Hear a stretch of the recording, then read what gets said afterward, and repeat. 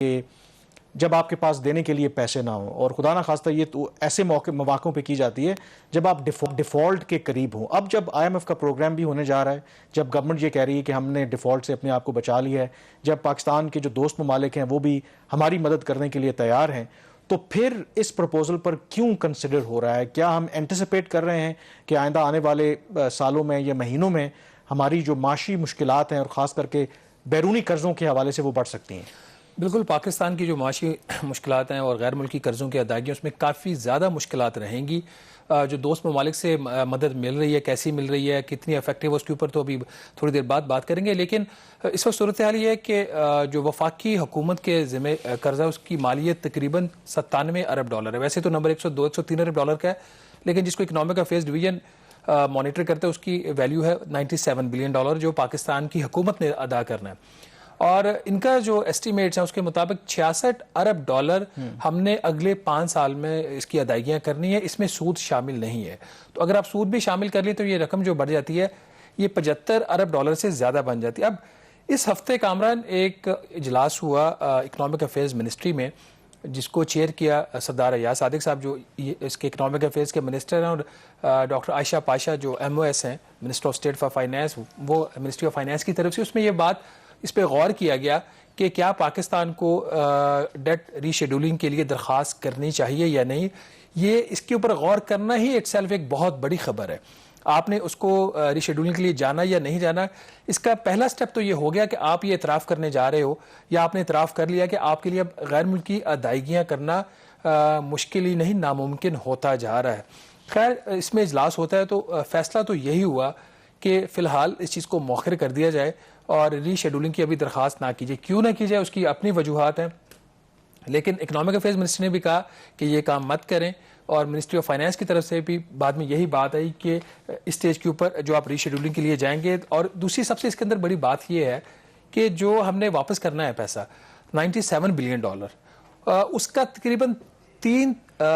اس کا چوتھائی جو حصہ ہے یا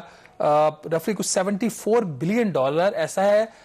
جو آپ ری شیڈول کروا ہی نہیں سکتے جب تک آپ ڈیفالٹ ڈکلیئر نہ کر دیں۔ تو یہ ایک سب سے بڑی چیز تھی جس کی وجہ سے غالباً حکومت ابھی اس چیز کو مؤخر کری۔ اس کے اندر جو ملٹی لیٹرل جو جیسے آپ کو ورلڈ بینک کی طرف سے قرضہ ملتا ہے، اے ڈی بی کی طرف سے قرضہ ملتا ہے، اس کا جو ہم نے ادائیگیاں کرنی ہمارے ذمہ ٹوٹل جو رقم ہے وہ کوئی 35.5 ارب ڈالر ہے، اور 13.5 ارب ڈالر اگلے 5 سال میں واپس کرنا ہے۔ لیکن جو ملٹی لیٹرل جو ڈیٹ کی ریسکیجولنگ ہے وہ تب تک نہیں ہو سکتی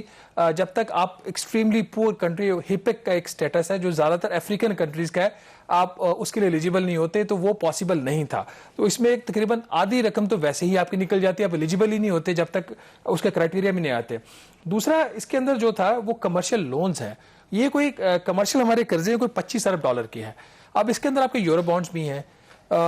وہ تقریباً 9 ارب ڈالر کے قریب ہیں۔ یورو بانڈز کے علاوہ آپ نے کمرشل لونز لیے ہوئے ہیں، چائنا سے لیے ہوئے ہیں، کچھ یورپین بینک سے لیے ہوئے ہیں، کچھ گلف بینک سے لیے ہوئے ہیں، یہ بھی آپ ری شیڈول نہیں کروا سکتے، کیونکہ کمرشل لونز کی ری شیڈولنگ کا گین کا مطلب دیوالیہ ہو گیا، اور اس کی اپنی دیوالیہ ہونے کی بڑی سیویئر امپلیکیشن ہے۔ تیسرا اس کے اندر پھر آپ کا وہ آ جاتا ہے بائی لیٹرل قرضہ۔ اب ایک جو چیز بچتی ہے جس کو حکومت ری شیڈول کروا سکتی ہے وہ یہ بائی لیٹرل لون۔ اب بائی لیٹرل لون جو پاکستان کے ذمہ اس وقت ہے وہ تقریباً 16 ارب ڈالر ہے۔ اب اس کے اندر بھی آپ کے پاس لمیٹڈ سپیس ہے۔ بائی لیٹرل کی جو کیٹیگری ہے اس میں جو پاکستان نے ادائیگیاں کرنی ہے 16 بلین ڈالر کے اگینسٹ، اس کو 5 ارب ڈالر کے اگلے 5 سال میں، یہاں پہ حکومت جو ہے وہ ریسکیجولنگ کے لیے درخواست کر سکتی ہے، اور یہ زیادہ تر جو قرضہ ہے یہ چائنا سے ہے۔ تو بات پھر گھوم پھر کے چائنا پہ آئی۔ ٹوٹل تو چائنا نے اس وقت جو پاکستان کو قرضہ دیا وہ تقریباً 27 ارب ڈالر ہے۔ 27 میں سے ان کا 4 ارب ڈالر کا سیف ڈپازٹ ہے، نہیں رول اوور ہو سکتا، وہ ویسے ہی رول اوور ہو رہا ہے، کائنڈ آف ریسکیجولنگ ہے، اور کچھ 6.5 ارب ڈالر چین کے کمرشل قرضے ہیں جو رول اوور نہیں ہو سکتے۔ تو بچتا یہ 16 ارب ڈالر کا پول ہے۔ چائنا سے آپ کتنے، اور باقی آپ کے جو دوست ممالک ہیں، چائنا آپ کی پہلے ہی مدد کر رہا ہے، سعودی عرب کی آپ کو پتہ ہے کہ 3 بلین ڈالر جو ڈیو ہے اس کو بھی جو شارٹ ٹرم ہے اس کو بھی وہ رول اوور کرنے کی بات کر رہے ہیں۔ لیکن اس کے اندر یہ جو آپ نے بات کی ہے جو ری شیڈیولنگ کی، یہ آپ کو اگر یاد پڑتا ہو کہ 9/11 کے بعد ظاہر ہے کہ مشرف صاحب پھر ویسٹ کی ڈارلنگ بن گئے، تو ظاہر ہے کہ اس وقت بھی ہماری معیشت کو اتنی اچھی تو نہیں تھی، تو جو پیرس کلب ہے یعنی کہ جس میں یہ مغربی ممالک، ترقی یافتہ ممالک جو آتے ہیں، تو انہوں نے اس وقت پاکستان کو ایک فیور دینے کے لیے, مشرف رجیم کو فیور دینے کے لیے, آپ کو یاد ہوگا کہ 15 سال کے لیے پاکستان کے قرضے ری شیڈیول تو کیے تھے, تو اس کی نظیر تو موجود ہے. دیکھیں وہ پیرس کلب ابھی بھی کر سکتا ہے. پیرس کلب کی ایک کنڈیشن ہے کہ پیرس کلب جو ہے, ایک تو پیرس کلب نے بھی ری اسکیجولنگ کی ہے کرونا وائرس کے بعد, اس کا پاکستان نے بینیفٹ لیا اور وہ تمام دنیا کے ممالک کے لیے تھا. ہم نے پیرس کلب کی ری اسکیجولنگ کے ذریعے کچھ 3.7 ارب ڈالر کی 3 سے 4 سال کی ریلیف لی ہے. لیکن ابھی اگر آپ نے پیرس کلب کے پاس ری اسکیجولنگ کے لیے جانا ہے تو اس کی جو بنیادی شرط یہ ہے کہ آپ کمرشل لونز کو بھی ری اسکیجول کروائیں.